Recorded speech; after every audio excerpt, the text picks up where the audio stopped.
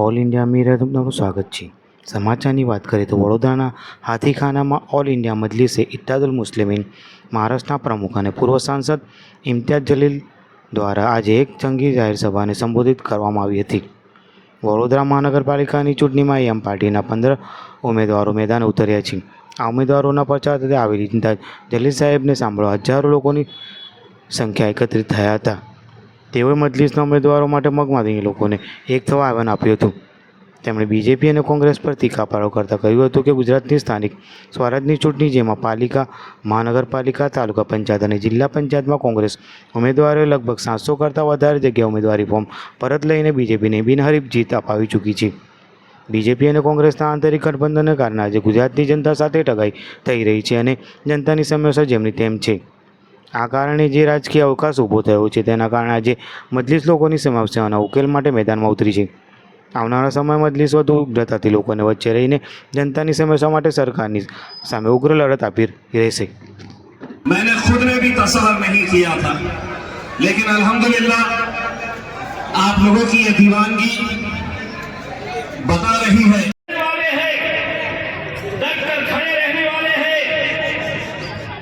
तो फिर आंकड़े मायने नहीं रखते हैं. इसीलिए तो पार्लियामेंट के अंदर अकेला है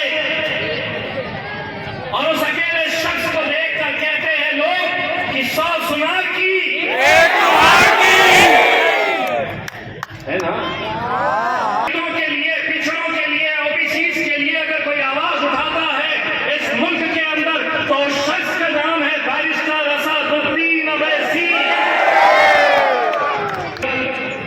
हम भी अपना सीना चौड़ा करके बोलेंगे,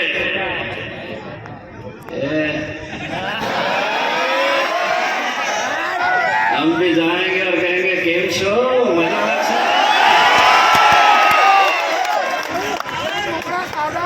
हम भी कहेंगे कि हम गुजरात गए थे और गुजरात में जाकर हमने अपनी माँ, बहनें, बुजुर्गों, नौजवानों से हमने हाथ जोड़कर गुजारिश की थी कि अपनी क़यादत खड़े करिए मेरे भाई. कॉरपोरेशन का इलेक्शन, महानगरपालिका, नगरपालिका का इलेक्शन हो, विधानसभा का इलेक्शन हो या लोकसभा का इलेक्शन हो, ये इलेक्शन सिर्फ इस इरादे से आपको लड़ना है, आपको जीतना है. मैं खुद इन उम्मीदवारों में से इनके चेहरों को नहीं जानता हूं. मैं आपको भी जानने की जरूरत नहीं है. 26 तारीख के दिन उठिए, ईवीएम मशीन के ऊपर पतंग की निशानी देखिए, और उस पतंग की निशानी के अंदर असदुद्दीन अवैसी साहब के चेहरे को ढूंढकर उस पतंग के ऊपर मोहर लगाइए. इंशाल्लाह देखिए क्या यहां पर भी आप इतिहास बना सकते हैं. अपने आप को कहते हैं कि हम सेक्युलर पार्टी है, और हमारे ही अंदर कुछ लोग हैं जो कहते हैं कि नहीं, हमको सेक्युलरिज्म का साथ देना है. ये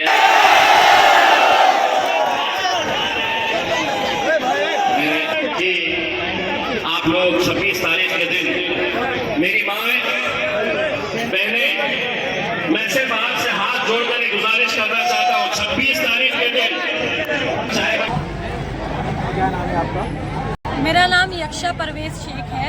मैं मजलिस इत्तेहादुल मुस्लिमीन की वार्ड नंबर 7 से उम्मीदवारी कर रही हूँ, जिसमें मेरा अनुक्रमांक नंबर 7 है. और जो यहाँ पे आज जो आपकी जो सभा हुई है, उसके बारे में आपका क्या कहना है? आज हमारे बीच में महाराष्ट्र से औरंगाबाद के एक्स MP, एक ऐसा व्यक्तित्व हमारे बीच में आया था कि जिसका नाम है जनाब इम्तियाज़ जलील साहब. ये एक ऐसा नाम है जो महाराष्ट्र से आंधी की तरह उठा था और पूरे देश में तूफान की तरह फैला था, और उस तूफान की हवाओं को वो आज गुजरात में भी लेकर आए थे. जिस तरीके से मजलिस वडोदरा में मजबूत हो रही है और गुजरात के कोने कोने में मजबूत हो रही है, इम्तियाज़ जलील का आना एक सोने पे सुहागे की तरह है.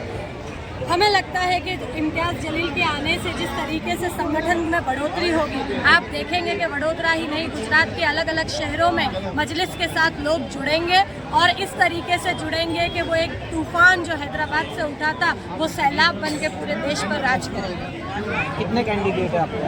वडोदरा महानगर पालिका की चुनाव में हमारे पास अभी 15 कैंडिडेट हैं, जिसमें हम ward number 1, ward number 6, 7, ward number 10, 14, 15 और वार्ड नंबर 18 से लड़ रहे हैं। ઓલ ઇન્ડિયા મજલિસનું હાથીખાના વિસ્તારની અંદર જે જંગી સભાનું આયોજન કરવામાં આવ્યું છે એના બાબતે તમારે શું કહેવું છે? आज ऑल इंडिया मजलिस इत्तेहादुल मुस्लिमीन महाराष्ट्र के सदर और पूर्व सांसद इम्तियाज़ जलील साहब ने आज हाथीखाना विस्तार में एक जंगी जाहिर सभा का संबोधित किया। आज जिस तरह से यहाँ का माहौल था और जिस तरह से आवाम में हमको मोहब्बत मिली, ये साफ दिखा रहा है कि आने वाले वक्त में मजलिस इत्तेहादुल मुस्लिमीन जो हमारे 15 कैंडिडेट है वो बड़ी तादाद में जीतने वाले हैं इंशाअल्लाह ताला। और जिस तरह से 1995 से लेकर आज 30 साल से ज़्यादा टाइम हो चुका है और भारतीय जनता पार्टी और बीजेपी की जो सेटलमेंट है और जो नूरा पुष्टि है उसकी वजह से एक जो पॉलिटिकल वैक्यूम क्रिएट हुआ है, तो उस पॉलिटिकल वैक्यूम में आज मजलिस इत्तेहादुल मुस्लिमीन अपना परचम इंशाल्लाह लहराने वाली है। और लोगों का जो जन समर्थन मिल रहा है उस जन समर्थन से और लोगों ने को जिस तरह से इम्तियाज़ जलील साहब ने मुस्लिम क़यादत क्या क्यों ज़रूरी है और आने वाले वक्त में दलित वंचित और शोषित समाज को हम किस तरह से साथ में लेकर चलने वाले हैं, वो सारी बातें उन्होंने रखी। तो लोगों ने हम पर जो एतमाद दिखाया है, जो भरोसा दिखाया है, तो ये एक बड़ा बदलाव का संकेत है। और इंशाअल्लाह ताला हम आने वाले वक्त में मजलिस इत्तेहादुल मुस्लिमीन के परचम को बोर्डा की सरजमी पर बुलंद करेगा और हमारे जो कैंडिडेट है वो इंशाअल्लाह बड़ी तादाद में जीतने वाले हैं। અને હાલમાં જે ચૂંટણીનો માહોલ અત્યારે વડોદરા શહેરની અંદર ચાલી રહ્યો છે એના વિષયમાં તમારે શું પ્રતિક્રિયા છે?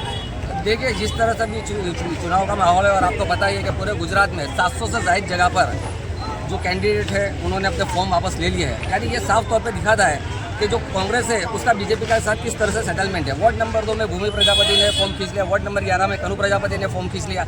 यानी इस तरह से लोग जानते हैं कि किस तरह से फिरोज खान पठान वार्ड नंबर 10 से मैंने उम्मीदवारी की है, जो तांदलजाम में आता है और उस जगह से आता है जहां पर हमें हटाने के लिए कितने लोग अभी भी जोश और शोर से लगे हुए हैं कि आज नहीं तो कल हट जाएंगे, 26 तक हट जाएंगे। उनका यही है कि वार्ड नंबर 10 से अक्सा फिरोज खान पठान को हटा के दिखा दें, क्योंकि अभी तो किसी का नाम नहीं चल रहा है, बस अक्सा फिरोज खान पठान का ही नाम चल रहा है। और वो भी MIM की कैंडिडेट के अक्सा को हटा दो और बता दो कि अक्सा वार्ड नंबर 10 पे खड़ी है। और ये मैसेज उन्हीं के लिए वार्ड नंबर 10 पे अक्सा फिरोज खान पठान खड़ी है। क्या मैसेज देना चाहोगे जो यहाँ पे हाथीखाना विस्तार के अंदर जो ये इस तरीके का जो आपकी जंगी सभा हुई है उसके बारे में आप क्या मैसेज देना चाहोगे पब्लिक को?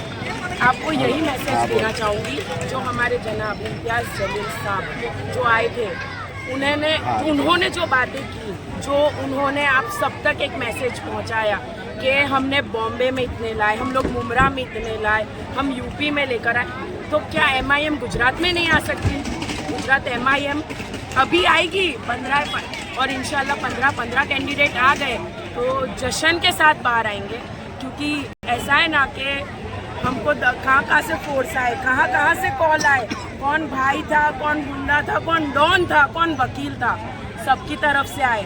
पर हमारा ईमान हमारे लिए पक्का था और हमने हमारी ज़मीर को बेचा नहीं है। और ओवैसी साहब का कॉल है, पार्लियामेंट में जो इंसान नारे तकबीर इतनी ज़ोर से लगा सकता है तो फिर हम तो कौन है उनके सामने। और बोलते ना कि पंजे ने करा, कमल ने ये करा, अरे दोनों ने किया, पर पतंग को कोई हिला नहीं सका। पतंग हवा में ही और हवा में ही रहेगी। तो और बोलते ना तेरा मेरा रिश्ता क्या, ला इलाहा इल्लल्लाह। तो इसको सपोर्ट करो। और तांदलजाम में मैं वार्ड नंबर 10 से अक्सा फिरोज खान पठान खड़ी हूँ, तो प्लीज़ आप पूरा का पूरा सपोर्ट करना। ऐसा नहीं सबके रिश्तेदार सब जगह पर है और हर जगह पे मेरे तो सारे ही दोस्त और दुश्मन लगे हुए हैं। तो मेरे दोस्तों को भी सलाम और मेरे दुश्मनों को भी सलाम। और जीते बाद भी याद करना और हारे बाद भी अक्सा को याद करना, भूलना नहीं आप मुझे। चलिए, अस्सलाम वालेकुम।